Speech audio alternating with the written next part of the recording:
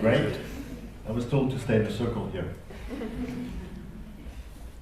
When I was asked to talk at a conference, I was told the topic was fast forward. I said, great. For once, I don't have to talk about finance, private equity, investments, investors. I can talk about cars. I can talk about racing. My daughter said, no, Dad, don't do that. You need to talk about the future. The future. I said, okay. And to quote Mark Twain, American novelist from the previous century, predictions are extremely difficult to make, especially about the future. So with that, I picked two topics. I will talk about two very important topics, life and money.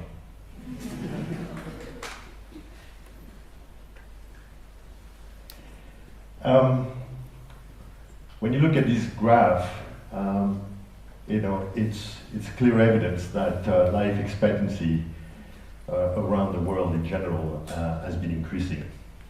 And if we take a much longer period of time, you can actually see a very linear line about the increased life expectancy of people around the world, particularly in the Western world, but also other parts of the world. And this is a more recent looking at the last 100 years. And when we think about the next generation, we talk about the millennials, latest generation, next generation. It will be the first generation that's likely to live 100 years. If we think about the history, that's quite significant. And it has big implications. So why? Why are we living longer? Now, half of the world's population today is less than 30 years old. I'll touch on that again on my next topic. It's clear we have better science. I mean, you heard about robotics, about informatics, about big data, about computer power, quantum computing, and so forth. Well, better science brings better health. And there's been enormous progress in healthcare and life science, the discovery of the deciphering the DNA, the genome, human genome, anti-aging, big data, AI. And we're moving in a world where up to now, when you're taking medicine, when you're doing diagnostics, it's one diagnostic, it's one medicine for everyone for similar symptoms. And we're moving into personalized diagnostics. Already today, with big data and AI, computers are able to do more accurate and better diagnostics on people than doctors and professors and very qualified, and there's plenty of evidence about that. So personalized diagnostics, moving into genomics-driven drug development, individualized drug and treatment. We're all very different. Biologically, we're each very unique. And we're moving into a world where treatments will be targeted at the individual, and it will be targeted at the very specific symptoms. Big discoveries in oncology, using actually the body's natural system to fight cancer. Now, if you think about all treatments for cancer up to now, I mean, it's very hard on the body. It's extremely heavy, and it's very difficult for people to do it. Having your own immune system, and we're at the beginning of this discovery, that's significant. And better understanding about nutrition and life-enhancing activities. So, what are you going to do with your life? You're going to live 100 years. At 70, the estimate is you've got about 125,000 hours of productive time. If you have 10 more years of productive time, you can add another 30,000 hours.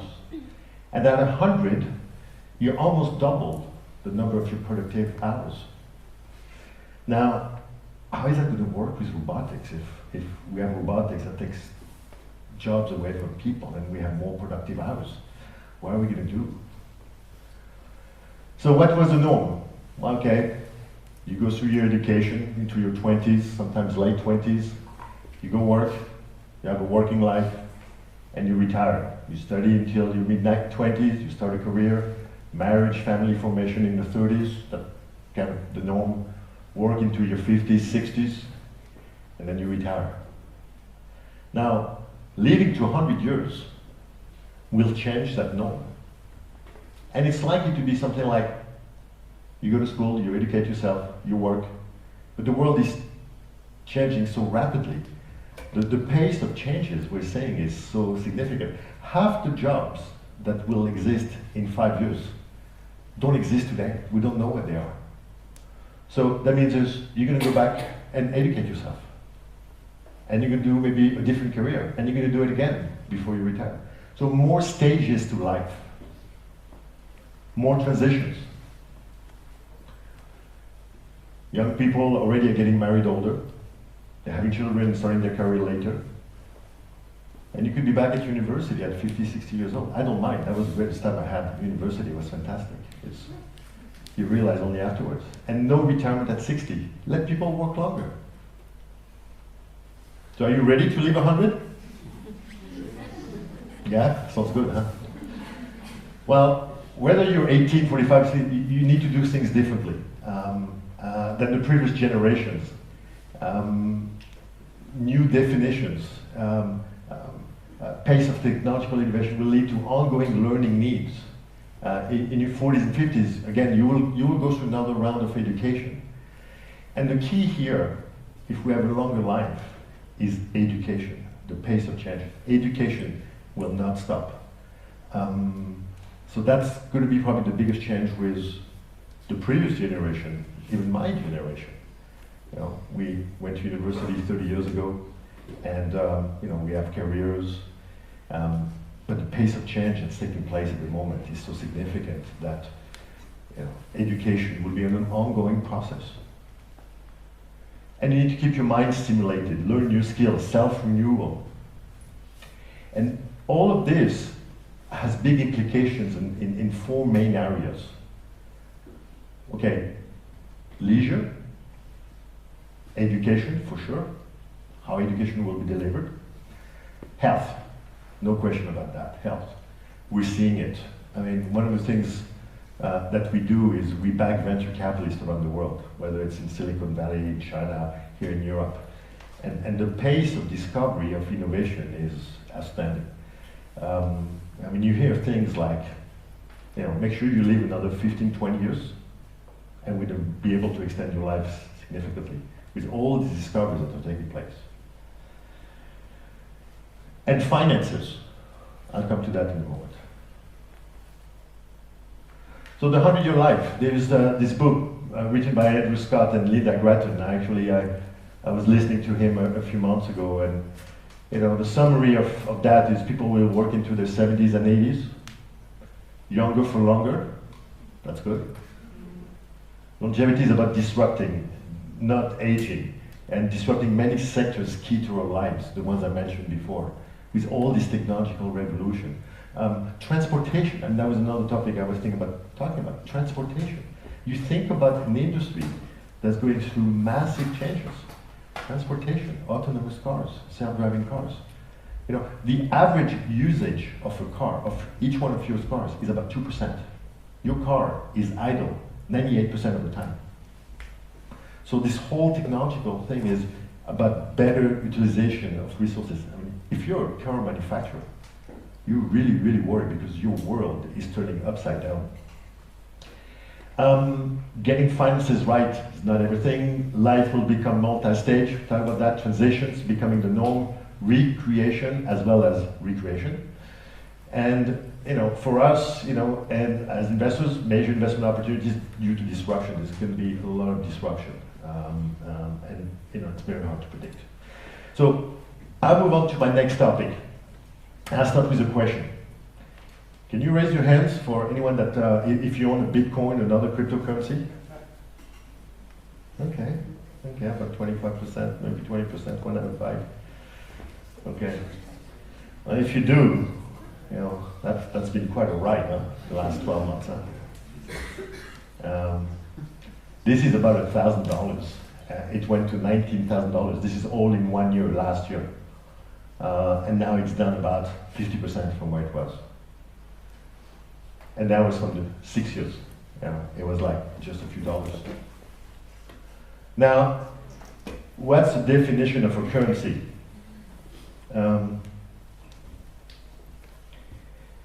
Well, currency is something that's used as a medium of exchange. Money, generally accepted. That's key. General acceptance. We believe that 10 franc bill is worth 10 francs because we all believe that it is 10 francs. And we can buy goods and services. So there is a uniform belief in that value. It's widely accepted, circulated, very important, from person to person, and it circulates. Another word for currency is called fiat money. Well, it's issued by government, it's a piece of paper, it's metal. It's a currency really without intrinsic value. It used to be backed by gold. The US dollar used to be backed by gold. So you could actually go to the Federal Reserve Bank and exchange your dollars for a certain amount of gold or silver. That has stopped in the 70s. And the government used its power to enforce the value of that currency. Now, let me spend a minute on that. I was actually just Googling because I was trying to find how many currencies have been in existence, and I'll read something to you here. There was a study of about 775 fiat currencies that have been issued historically. And the conclusion is there is no historical precedence for a fiat currency that has succeeded in holding its value. So, out of the 775 today, there are about 180. There are 180 currencies in the world. Of those that disappeared, 20 fell through hyperinflation, 21% were destroyed by war, 12% destroyed by independence, 24 were monetarily reformed, and 23%, hence about 180, are still in circulation. And the average life expectancy of a fiat currency is 27 years, with the shortest lifespan being 1 month. You don't want to hold on to that. But there's a message. No fiat currency has lasted forever. Eventually they all fail. So here's cryptocurrency. Now, I had heard about it, didn't really pay attention to it so much. And then I got a phone call from my son, GIS alumni in September. He says, Dad, he lives in New York. He says, Dad, I'm talking to some friends and it sounds like, I should probably, I'm thinking about investing in Bitcoin and Ethereum and all these names. I was like, well, I said, please don't do it. It's not real. Don't do it. So I talk him out of it. But what it did actually piqued my curiosity. So I started looking into it, learning about it, reading about it, and I ended up buying some too. So what's a cryptocurrency? It's a digital virtual currency that uses cryptography for security. It's all digital. It's difficult to counterfeit because of the security feature. Now, I won't give you a course on how it works. It is extremely complicated. I'll try to describe it in a simple way as far as I can understand it, but it's extremely complex. But the one thing I can tell you is in talking to a lot of people in Silicon Valley, in Asia, in Europe, and so forth, there are a lot of very smart people that could do a lot of those things, a lot of smart people that were with Google and Facebook and in very successful VC-backed companies that have done extremely well spending time on these projects, on cryptocurrency, on Bitcoin, and so forth. The key feature, it is not issued by any central authority. Now you have 180 currencies around the world. Okay, yeah, we all know about the dollar, the euro, the dominant currencies, but think back about what I mentioned a bit earlier. Half of the world population is below 30 years old. Most of them actually live in currencies where, in countries where the currency and the face in government is not that strong. Okay, and the world is becoming flat, increasingly. So, having a currency that's widely accepted, that's immune to government interference or manipulation, starts turning compelling if we start believing in it as a currency. And so if you think about the last 10 years, since the great financial crisis after the demise of Lehman in fall September 15, 2008, there's been a huge amount of printing done by governments of currencies to sustain, to avoid the collapse of the financial system. This is how it was end of 08 and early 09. We were at the brink of a financial system collapse. If you recall The Economist, it was essentially, the cover was a picture of the earth, dropping, and the headline was financial collapse of saving the world. It was there, and the US first, Europe next, Japan, they went on the printing press, providing liquidity to the marketplace, and that's where we are today. So what is Bitcoin? Well, Bitcoin was created, actually I think it was 08, but it's Mr. Satoshi Nakamoto, whose true identity has yet to be verified. It's a very complex system. It's the first decentralized digital currency, and it's created as a reward for a process known as mining. I'll come back to that. Work without central bank can be used to buy merchandise anonymously. I think there are over 100,000 merchants actually that accept Bitcoin to buy and sell goods. Can be exchanged for other currencies. It's stored in a program called a digital wallet. So the way to do it is you create a digital wallet. You can buy the Bitcoins. With that comes what's called a digital key, which is essentially the code that you have to be able to get into the blockchain technology and to transact. And what happens, and I asked actually one of our venture capitalists a few weeks ago to do a drawing, and I wish I had put a drawing there, but I forgot how it works. How does it really work? So you go onto the internet, you're a user, you want to trade with another user, and the transaction is recorded using your digital wallet and your digital key on that blockchain. The blockchain, think about it as a ledger. So the blockchain, it's an open system, and the miners are actually the people around the world, because it's an open system, that solve a complex mathematical problem to validate that transaction. So it's not just one at the party, but that transaction is validated, and in exchange for validating that transaction, they get paid in Bitcoins. Now, a Bitcoin compared to any other fiat currency is limited. There will be never more than 21 million Bitcoins, and today there are about 16, 17 million. And they're issued by those miners that solve these computer problems to validate these transactions on the blockchain by Bitcoins. And the whole concept is that more and more transactions are done, more and more users. The value of Bitcoins being limited goes up.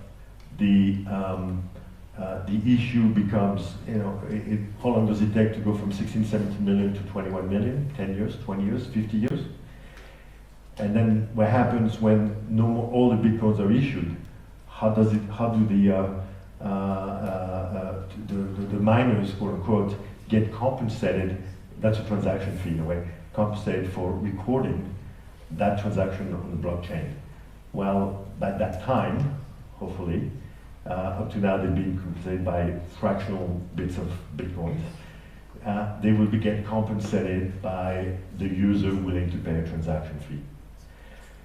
But that's, the bottom line, and I describe a little bit. I mean, I'm sure there's some more data on, how many merchants and vendors accept Bitcoin. So what people say about Bitcoin. Well, some say it's a currency. Some say it's digital gold. Others say it's just like the tulips. Like at one point in Holland, there was the fever of the tulip bulbs being worth more than real estate, and we all know how that ended. Some people say it will change the world. Some say it's just a fad. The bottom line is we don't know. And another way to think about it is maybe it's just like the internet 20 some years ago, or email, when it was just came to surface. There were very few users. Most of us, I did do emails and use the internet browser in the early 90s. That's when there were early adopters. Netscape was the first internet browser, and we all know how that evolved. So I think we're in the very early days of these cryptocurrencies. A lot of people say, well, it will get regulated. There's a lot of talk about that. It will be forbidden. Governments will. But there's something that happened. I think it's a week or 2 weeks ago. It was very, very interesting. And something to note is actually the Swiss financial regulator, FINMA, issued guidelines for cryptocurrencies in the Swiss financial market. And actually here in Switzerland, the regulators would want to create a framework for those cryptocurrencies. And that didn't get very noticed, but it is significant. I think it's very difficult to get the whole world to agree. If the US and parts of Europe or China wants to forbid cryptocurrencies, it's going to be very difficult to have a unanimous regulation of these currencies. There are 180 of them today. And where does it go? I don't know, but something to think about. And especially if we're going to live 100 years, we're going to have time to watch how that evolves. Thank you.